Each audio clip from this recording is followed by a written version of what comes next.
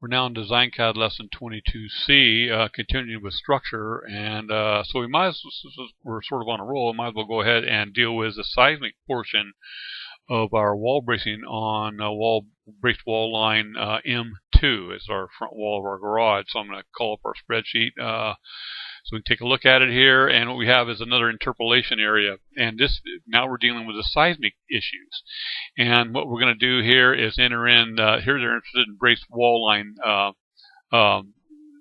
length factors, So here, you click on here and note there's various notes, but enter braced wall line length less than actual from ORSC table 602.10.3.3. And then, of course, this one you enter in the more. So let's go to take a look at our code, and we're in seismic design category D1. This is our configuration because we're at the lower of two floors right here. Our braced wall line length is 24 feet, so we're going to be between 20 and 30. And so the factor for 20 feet is 7.7. So let's type that in, 20 feet, 20, and then hit tab, and it's 7.7. Now I'm going to go here. Our next one, I believe, is 30. Let's go look at our code just to make sure. Okay, so here we're 30, and it's 11.5. So type in 30, tab 11.5. So right off the get-go, without adjustment factors, let's say that we have required to have 9.22 feet of wall bracing on that braced wall line. Whoa. Okay, so here we're going to deal first and foremost with story height, and it's not just what they're. And again, you want to read these various comments that are part of the cells. Here we're dealing with story height. There's a little explanation. Story height is from finished floor to finished floor, or from finished floor to top of ceiling joist, or top of bottom truss cord, and that's for item 1. So we're going to look at our. We're going to actually go back to our drawing here, and I think what I'll do is hit L for layers and call up 75, because that's a pretty good way to see it, our section drawing right there. And click OK, and just gonna go over here a ways and hit Z for zoom. And let's say, so right here, V for vector, at the edge here, I'm just hit right click on there and hit H, and just come on up.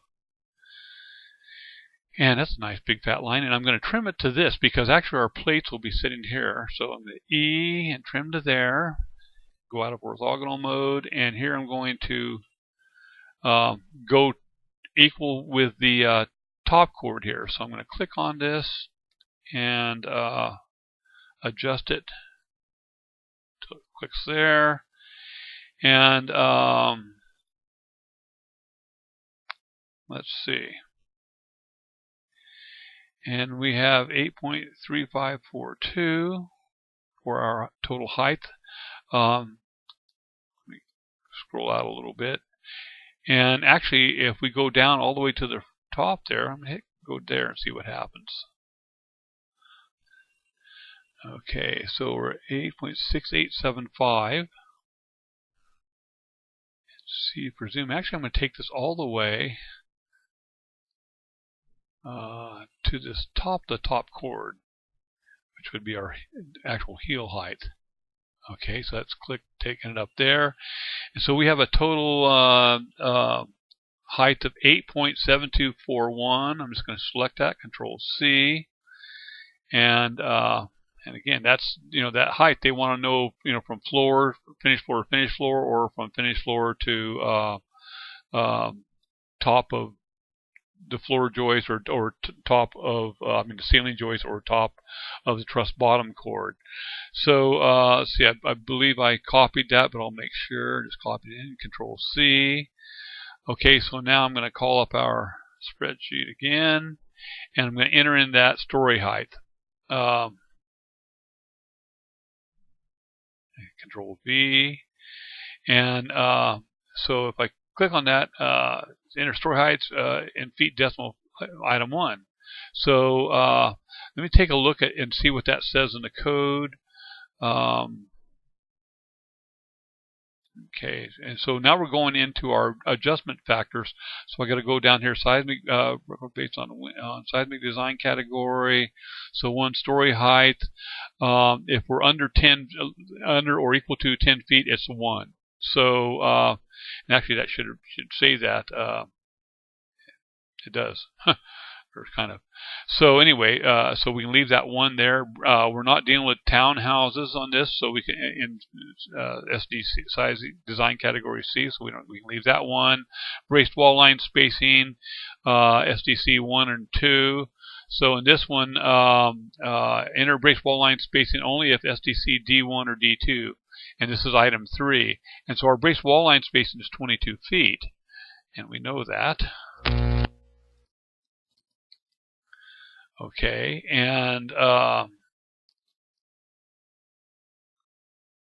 that's so that's for item 3 and so we better take a look at that in the table in the code. So item 3, it's less than 25 feet or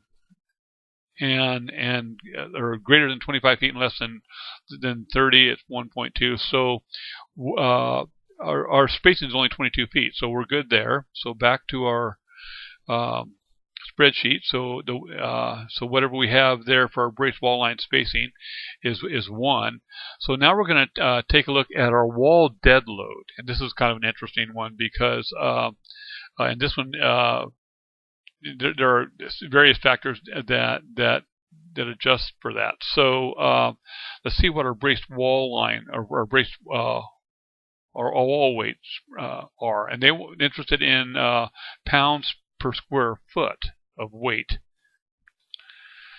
So to do that, we're going to go to our wall weights worksheet here and see. So this is our walls, exterior walls are hardy plank, and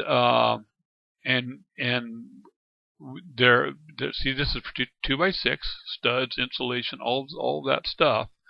So it says that pounds per square foot is 7.84 feet. So we can just go with that, 7.84 feet. So I'm just going to hit Control C and go back to our calc worksheet and wall dead load, and right there I'm going to put in the number. I'm just going to type 7.84. Okay, so 7.84 tab. Okay, so if it's 7.8 wall weights worksheet, let me take a look at that table in the code. Wall dead load. So if we're greater than 8 pounds but less than 15, it's 1. If it's less than 8 pounds, it's 0.85. So that sounds like a 0.85 to me. So back to our spreadsheet.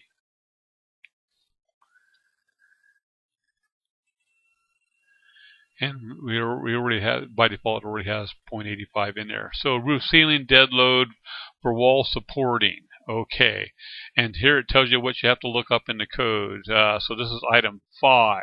So roof ceiling dead load adjustment from table 602.10.3.4. There's a note here that says 13.28 PSF assumes 6-12 pitch with composition roofing. We're a 4-12, so it'd actually be a little bit less, but we can just go ahead and use that 13.28. Adjust if steeper roof pitch and or different roofing is used, but we're using comp roofing and all that, so 13.28 should work fine there. So let's type that in, 13.28 for our roof weight. Okay, 13.8, and adjustment factor is 1, so there's no worries there. Walls with stone or masonry veneer, we're not doing anything there, so we just leave that 1. Walls with stone or masonry veneer, and that's seismic design category D2. We're not doing that either, so 1 is good there. Interior gypsum board finish, and here the note says, or the comment says, if interior gypsum board is omitted, any story, see comment for adjustment cell at the right. So we do have gypsum board. We're sheetrocked all the way inside, so we don't have to address that either. So now what we've after initially we started with 9.22 feet of wall bracing. After these adjustment factors, we ended up with seismic, it said 7.84, which is actually, it's more than the wind, but still less than our 8 feet that we have. So we come down here, and we just type in 8 because that's how many feet we have of wall bracing. Hit enter, and come on down here and meets bracing length requirements. So there you have it. Brace wall line M2 works. And after we've done a little bit later on, because we're going to get back into dealing with the rest of the design and come back to additional structure stuff later, but we'll go through and deal with each of the braced wall lines for each story. So we'll have 8 total, and then we'll enter those into the building code division worksheets, and we'll deal with all that stuff a little bit downrange. But that's how we determine that this braced wall line M2 with our 16-foot wide garage door actually does work. So that concludes Dcad lesson. Wasn't that much Dcad, but a little bit. Dcad lesson 21C, dealing with structure and specifically with wall bracing.